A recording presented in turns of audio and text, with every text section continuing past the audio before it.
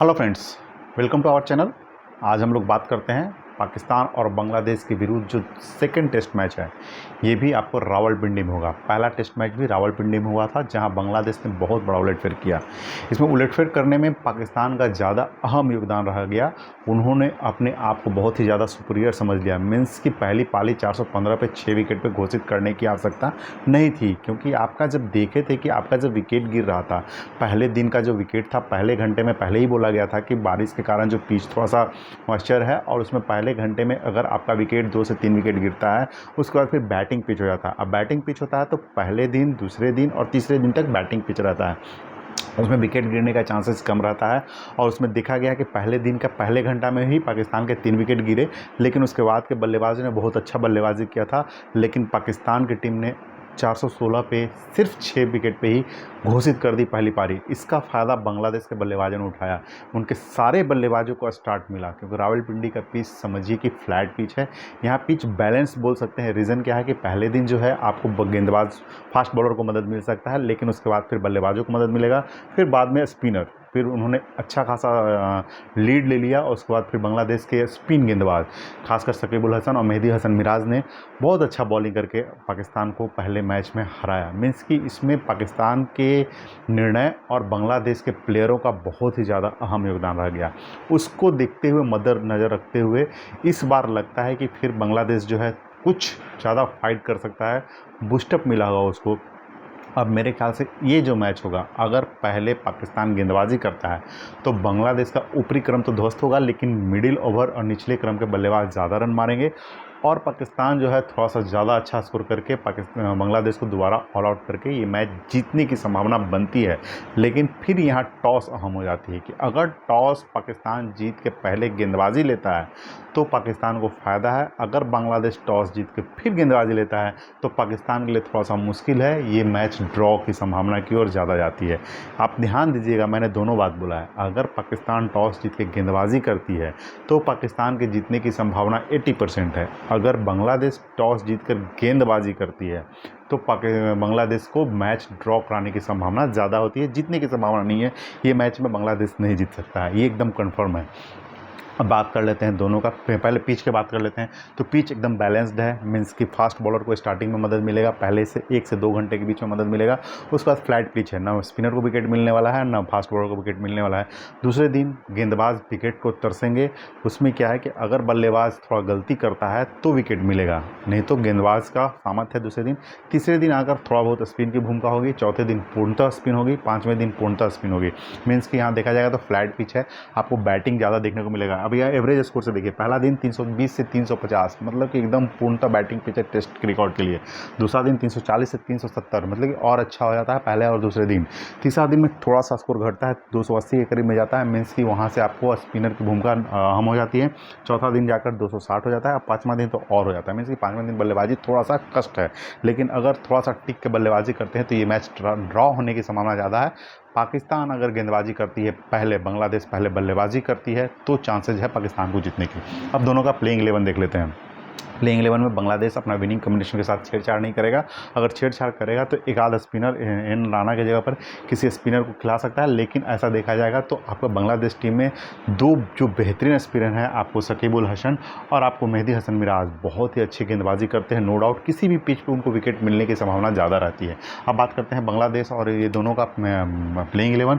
सदलम इस्लाम और जे Hasan. No doubt अगर पहले बांग्लादेश बल्लेबाजी करती है तो भी आपको जो है इस पिच पे, रावलपिंडी की पिच पे, आपको बैट्समैन ज़्यादा लेना पड़ेगा। और यहाँ जो ड्रीम टीम के हिस्सा रहेंगे, यहाँ 100 नहीं, यहाँ 120 से 140 पॉइंट वाले ही ड्रीम टीम के हिस्सा रहेंगे, क्योंकि यहाँ करीब करीब अधिकतर बल्लेबाजों और गेंदबाजों का 100 के करीब में रहता है आपका योगदान। फिर देखिएगा नजमुल हुसैन संटो पिछले मैच में उतना अच्छा खासा परफॉर्मेंस नहीं किया था। इमामुल हक ने बहुत अच्छा बल्लेबाजी किया था। मुशफिकुर रहीम, ये इनके जो है बहुत अच्छा बल्लेबाजी 191 बनाया था, और जिसके कारण से बांग्लादेश ये मैच जीता था। लेकिन इस मैच में थोड़ा सा चांसेस कम है इनका चलने का, मेरे ख्याल से। फिर Shakibul Hasan no doubt all time favourite player है। बॉलिंग, बैटिंग, फील्डिंग सारे में योगदान देने का क्षमता रखते हैं। बैटिंग में भी थोड़ा सा तेज़ खेलना चाहते हैं, जिसके कारण से विकेट गिर जाता है इनका। और बॉलिंग में तो 1 से 2 विकेट निकालेंगे ही लेंगे पहली पारी में, दूसरी पारी में। इसलिए ड्रीम टीम की संभावना में थोड़ा सा ज़्यादा परवल दिखा देते हैं।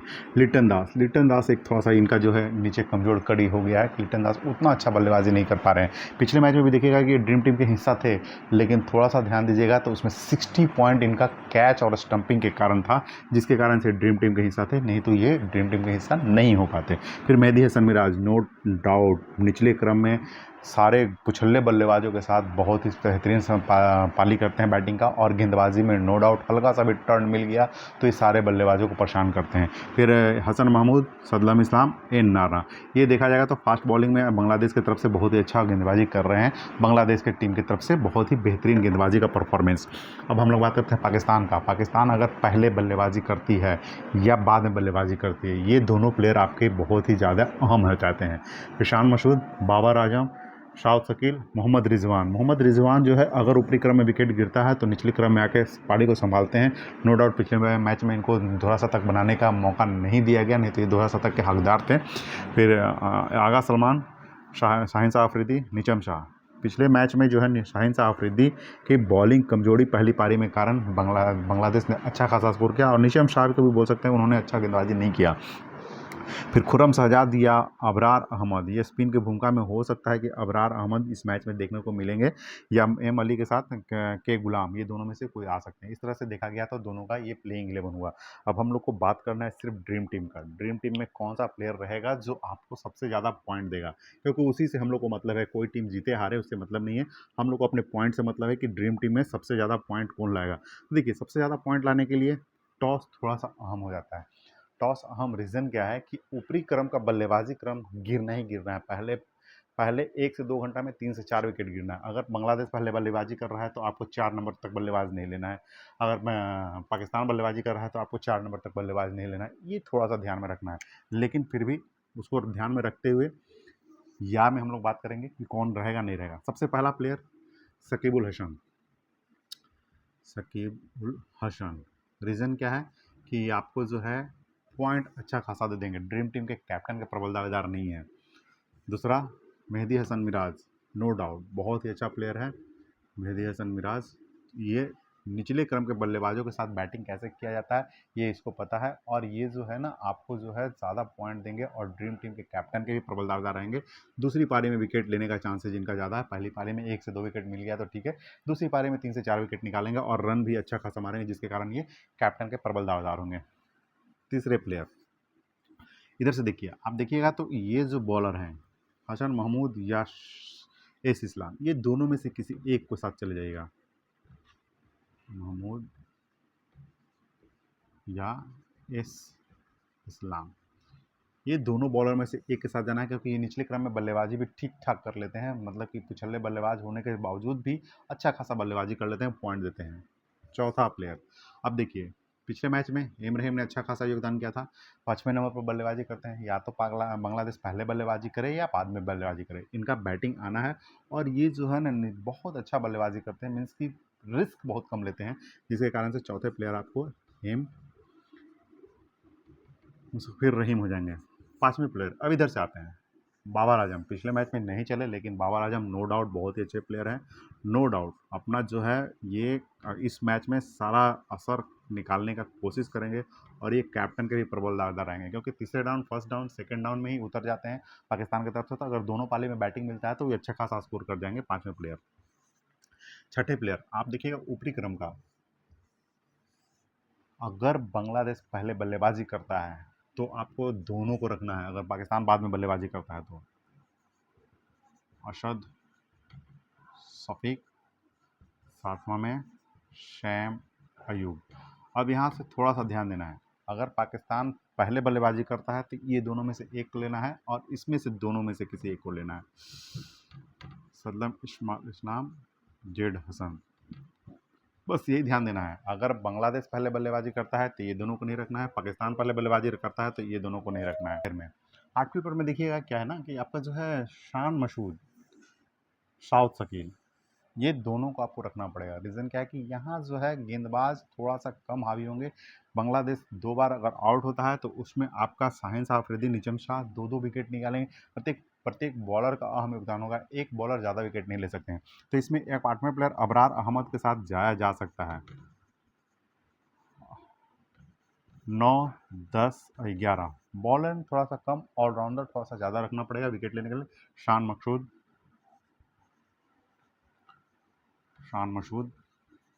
10वां में आपका साउथ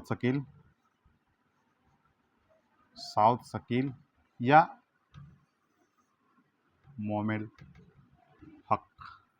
11वां प्लेयर में एम मोहम्मद रिजवान के साथ रीज़न क्या है ना कि अगर पहली पारी में अगर विकेट नहीं गिरता ऊपरी क्रम तो इनको बल्लेबाजी का चांसेस कम है, क्योंकि ऊपर की बल्लेबाजी अच्छा खासा स्कोर खड़ा कर देंगे। 150 मारकर 400-500 के करीब में चला जाएगा, जिसमें मोहम्मद रिजवान का योगदान थोड़ा सा कम होगा और नीचे क्रम पे आके बैटिंग करना चाहेंगे तो अच्छा खासा योगदान कर सकते हैं। लेकिन कैच और स्टंपिंग के कारण मोहम्मद रिजवान को ही रखा जा रहा है। और 11वां प्लेयर में आप नजमुल हुसैन सेंटो के साथ भी जा सकते हैं। सेंटो के साथ कब जाना है? जब पाकिस्तान पहले बल्लेबाजी करेगा तो सेंटो के साथ जाना है। अगर बांग्लादेश पहले बल्लेबाजी करता है तो मोहम्मद रिजवान के साथ जाना है। इस तरह से देखिएगा तो आपका ये परफेक्ट प्लेइंग 11 होगा पाकिस्तान प्लस बांग्लादेश का, क्योंकि ये पिच बैलेंस तो बोल रहा है लेकिन ये फ्लैट पिच टाइप का है। यहाँ आपको पहले से दूसरे घंटे में ही विकेट गिरने का चांसेज है। अगर फास्ट बॉलर दोनों मिलकर विकेट निकालते हैं तो 2-2 विकेट निकालेंगे, 4 विकेट, 2 विकेट से वो ड्रीम टीम का हिस्सा नहीं बनेंगे। और बल्लेबाज 50 प्लस भी मार देता है पहली पाली में और दूसरी पाली में 25-30 रन मार देता है तो उसकी संभावना बन जाती है 1-2 कैच पकड़ेगा। इसलिए थोड़ा सा इस पिच पे, रावलपिंडी के पिच पे जो है आपको बल्लेबाज के ऊपरी क्रम के बल्लेबाज को रखना ज़्यादा ज़रूरी है। और खासकर पाकिस्तान में मैच हो रहा है तो पाकिस्तान के बल्लेबाज इस पिच को थोड़ा समझते हैं। पहले जो टेस्ट हुआ था उसमें पाकिस्तान के डिसीजन के कारण हारा था मैच, और ड्रीम टीम के भी सदस्य जो है आप देखिएगा कि सारे वही बल्लेबाज थे जो थोड़ा देर टिके, उसके बाद फिर उन्होंने बहुत अच्छा ज़्यादा स्कोर किया था। इस तरह से इस ट्रे में भी आपको ऊपरी क्रम के बल्लेबाजों को ही कैप्टन और वाइस कैप्टन बनाना है, जिसमें बाबर आजम सबसे महत्वपूर्ण है। मेहदी हसन मिराज विकेट, क्योंकि ये स्पिन की पिच होगा तो विकेट निकालेंगे लास्ट के चौथे पाँचवें दिन। 3 से 4 विकेट अगर निकालते हैं और दोनों दिन बल्लेबाजी कर रहे हैं तो अच्छा खासा पॉइंट दे देंगे, करीब करीब आपको 150 से 200 के बीच में पॉइंट देंगे। एम रहीम भी हो जाएंगे आपको, शायम अयूब और शान मकसूद भी कैप्टन हो जाएंगे। अब ये दोनों में से देखिएगा, ये दोनों में जो भी पहले बल्लेबाजी करेगा उसको कैप्टन वाइस कैप्टन नहीं बनाना है। अगर मान लिया बांग्लादेश बना बैटिंग कर रहा है पहले तो अब्दुल शफीक, शायम अयूब दोनों में से किसी को भी कैप्टन आप एक आध टीम में जरूर बनाइए। 4 से 5 टीम बनाइएगा तभी आप ग्रैंड लीग, स्मॉल लीग जीत सकते हैं। अब इस तरह से देखा जाएगा तो पाकिस्तान बांग्लादेश की टीम में जो है captain Babar Azam, vice captain आप Mehdi Hasan Miraz, captain Mehdi Hasan Miraz, vice captain Babar Azam, Mehdi Hasan Miraz, Mohammad M Rahim, Mehdi Hasan Miraz, Saim Ayub, Mehdi Hasan Miraz, Shan Masood captain, vice captain Babar Azam. इस तरह से जो है कॉम्बिनेशन बनाकर जो है ग्रैंड लीग, स्मॉल लीग आप दोनों जीत सकते हैं बांग्लादेश और पाकिस्तान के सेकेंड टेस्ट मैच में।